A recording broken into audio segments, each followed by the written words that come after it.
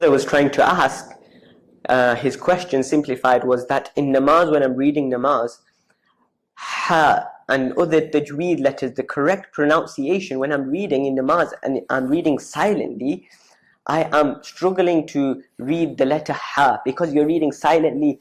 I'm not able to take out the ha correctly. So is my salah valid or not? So the answer is that, first of all, the brother in the question, he was trying to say that I can't get it out from my tongue correctly. So the first thing is that ha, the correct pronunciation for ha is from the throat. Ha would be taken out from the middle of the throat. So first, that can be practiced upon. Number two is you are struggling to read silently and to get the correct pronunciation when reading silently. So there's one thing that if you are reading alone, if you are reading those namazes which a person can read loud in, so we have Maghrib, Isha and Fajr.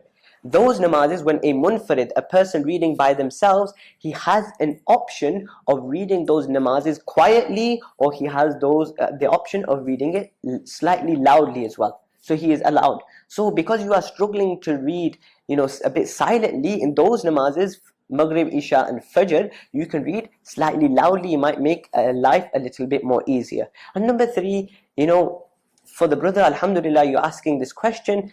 It shows your dedication, but the reality is ha, because it's a letter from the throat, you really have to force it out. And when you're reading quietly, no matter how hard you push it out, because you're reading quietly, you just won't realize it.